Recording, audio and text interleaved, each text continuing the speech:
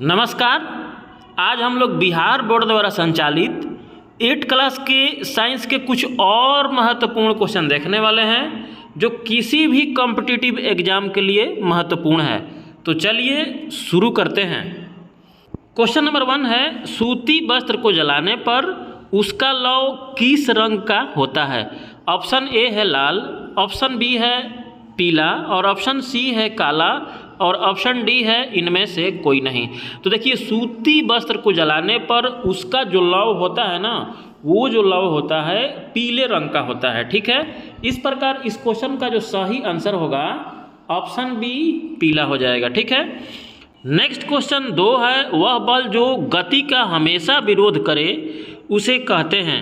Option A पेशीय बल, option B है चुंबकीय बल, ऑप्शन सी है गुरुत्वाकर्षण बल और ऑप्शन डी है घर्षण बल। तो देखिए, वह बल जो गति का हमेशा विरोध करता है उसे हम लोग घर्षण बल कहते हैं। इस प्रकार इस क्वेश्चन का जो सही आंसर होगा ऑप्शन डी घर्षण बल हो जाएगा। ठीक है, नेक्स्ट क्वेश्चन 3 है, निम्नलिखित में कौन असंपर्क बल नहीं है? ऑप्शन ए स्थिर वैद्युत बल, ऑप्शन बी है चुंबकीय बल, ऑप्शन सी है गुरुत्वाकर्षण बल और ऑप्शन डी में दे रखा है घर्षण बल। तो देखिए, स्थिर वैद्युत बल जो है ये भी असंपर्क बल में आता है और ऑप्शन बी में चुंबकीय बल दिया हुआ है तो ये भी बिना संपर्क के ही बल लग जाता है और गुरुत्वाकर्षण बल भी असंपर्क बल में आता है।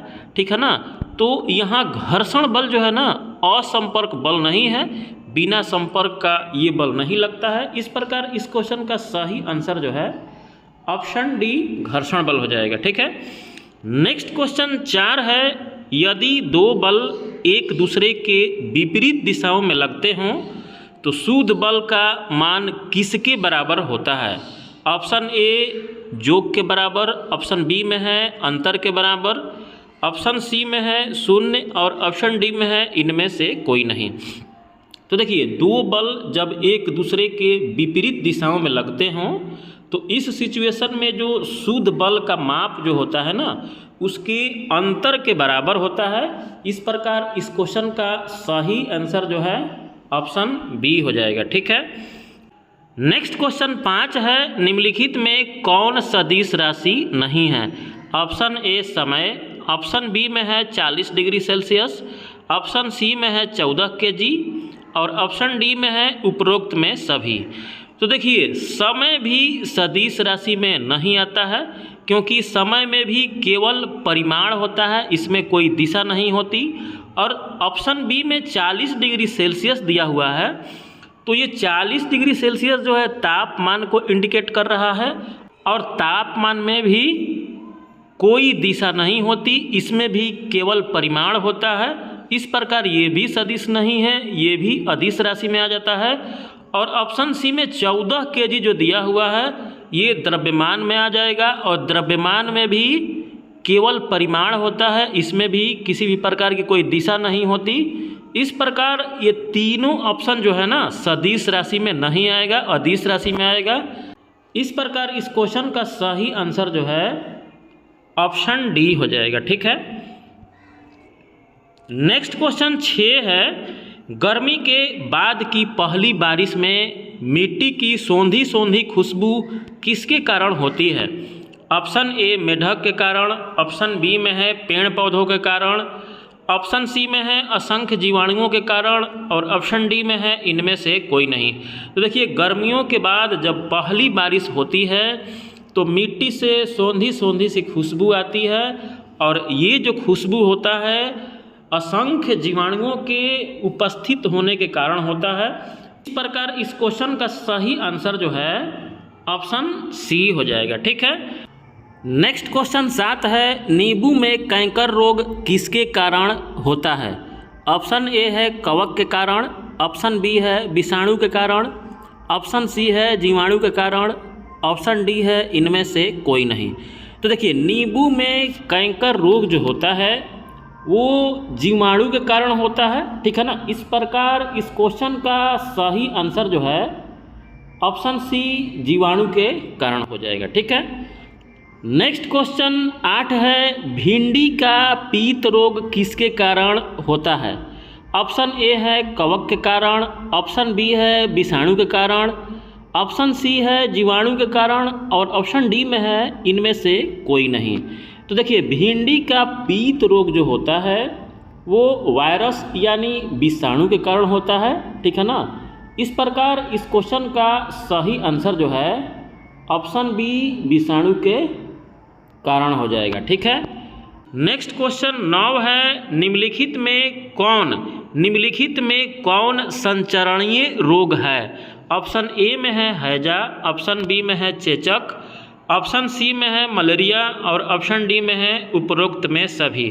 तो संचरणीय रोग का मतलब संक्रामक रोग होता है, तो इसमें हैजा भी संक्रामक रोग में आ जाता है और चेचक भी संक्रामक यानी संचरणीय रोग में आ जाता है और मलेरिया भी उसी कैटेगरी में आता है, ठीक है। इस प्रकार इस क्वेश्चन का उपरोक्त में सभी जो है ना संचरणीय रोग हो जाएंगे, ठीक है ना। इस प्रकार इस क्वेश्चन का सही आंसर ऑप्शन डी हो जाएगा, ठीक है। नेक्स्ट क्वेश्चन 10 है, पाव रोटी बनाने में किसका इस्तेमाल होता है? ऑप्शन ए कवक, ऑप्शन बी में है ईस्ट, ऑप्शन सी में है विषाणु और ऑप्शन डी में है उपरोक्त में सभी। तो देखिए पाव रोटी बनाने में ईस्ट का इस्तेमाल होता है, ठीक है ना। इस प्रकार इस क्वेश्चन का सही आंसर जो है ऑप्शन बी हो जाएगा, ठीक है। नेक्स्ट क्वेश्चन 11 है, उद्योग में शराब किसकी मदद से बनता है? ऑप्शन ए में है कवक, ऑप्शन बी में है ईस्ट, ऑप्शन सी में है विषाणु और ऑप्शन डी में है उपरोक्त में सभी। तो देखिए उद्योग में शराब जो है ईस्ट के कारण ही बनता है, ठीक है ना। इस प्रकार इस क्वेश्चन का सही आंसर ऑप्शन बी हो जाएगा, ठीक है। नेक्स्ट क्वेश्चन 12 है, निम्नलिखित में कौन विषाणु जनित रोग है? ऑप्शन ए हैजा, ऑप्शन बी में है टाइफाइड, ऑप्शन सी में है पोलियो और ऑप्शन डी में है उपरोक्त में सभी।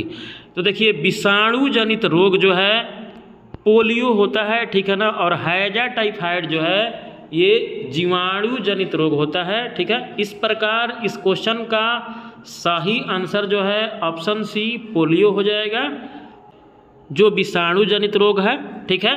नेक्स्ट क्वेश्चन 12 के बाद 13 है, दाब का एसआई मात्रक है। ऑप्शन ए में है पास्कल, ऑप्शन बी में है न्यूटन प्रति मीटर स्क्वायर और ऑप्शन सी में है ए और बी दोनों और ऑप्शन डी में है इनमें से कोई नहीं। तो देखिए दाब का एसआई मात्रक पास्कल भी होता है और दाब का जो फार्मूला होता है बल बाई क्षेत्रफल, तो बल का एसआई मात्रक न्यूटन होता है और क्षेत्रफल का एसआई मात्रक मीटर स्क्वायर होता है। इस प्रकार ऑप्शन बी में जो दिया हुआ है न्यूटन प्रति मीटर स्क्वायर, ये भी दाब का एसआई मात्रक हो जाएगा। इस प्रकार इस क्वेश्चन का सही आंसर जो है ऑप्शन सी ए और बी दोनों हो जाएगा, ठीक है।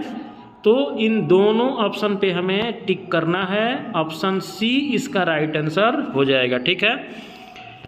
नेक्स्ट क्वेश्चन 14 है, राइजोबियम जीवाणु और दलहनी पौधों में संबंध है। ऑप्शन ए है सहजीवी, ऑप्शन बी में है मृतजीवी, ऑप्शन सी में है परस्पर का और ऑप्शन डी में है इनमें से कोई नहीं। तो देखिए राइजोबियम जीवाणु और दलहनी पौधों में सहजीवी का संबंध होता है।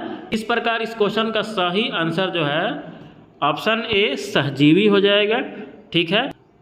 आज बस इतना ही, फिर मिलते हैं बहुत ही जल्द कुछ और महत्वपूर्ण क्वेश्चन के साथ। धन्यवाद।